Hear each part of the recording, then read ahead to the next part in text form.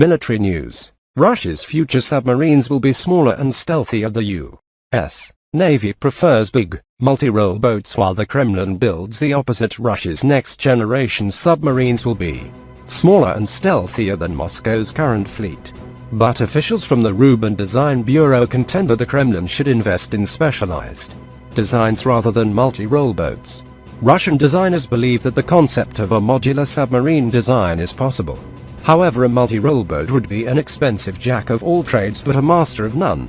The Russian philosophy stands in stark contrast to the U.S. Navy's doctrine of building multi-role submarines such as the Virginia-class nuclear attack submarine, which was designed to perform almost every mission with the exception of strategic nuclear deterrence. The designer's thought is never restricted.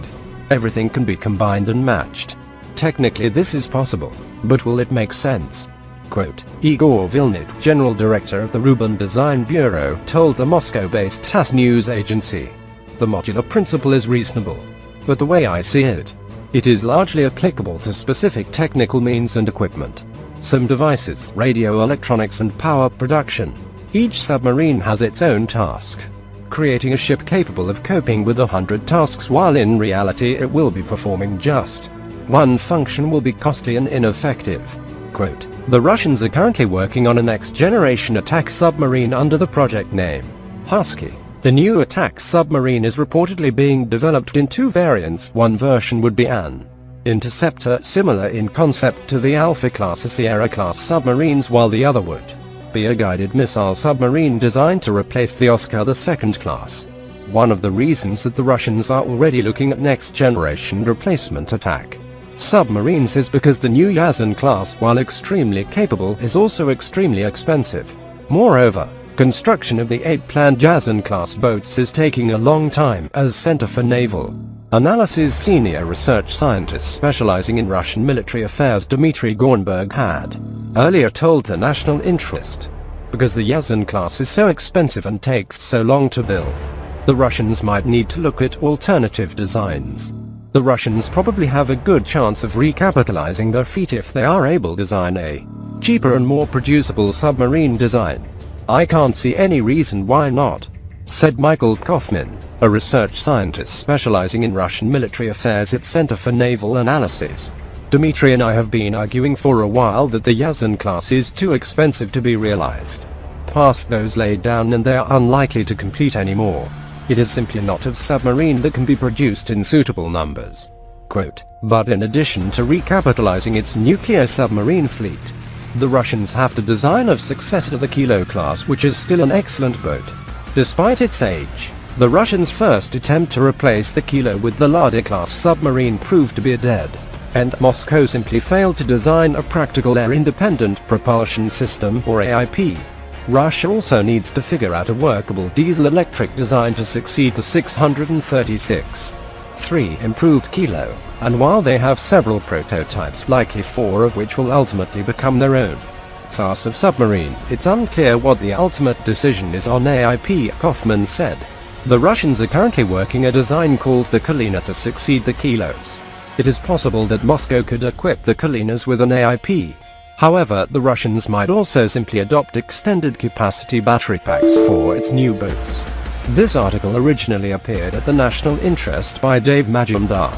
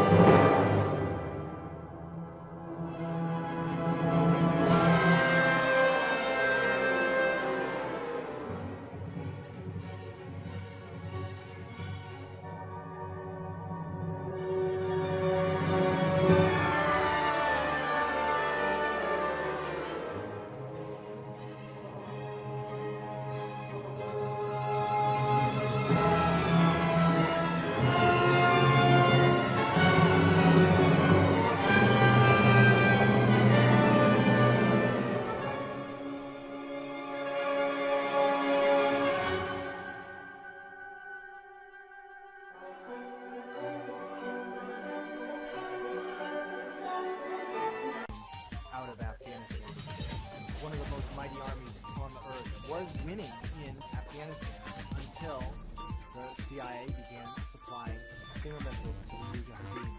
Stingers were so useful in bringing down Soviet helicopters and planes that they eventually pulled out in 1989, and the USSR crumbled into pieces. All of a sudden, the most imposing weapon of the Soviet Union was brought low by a bunch of guys holding a shoulder-fired missile that aimed and took out these helicopters. At number 59, it allowed guns to fire in any weather conditions. The percussion cap.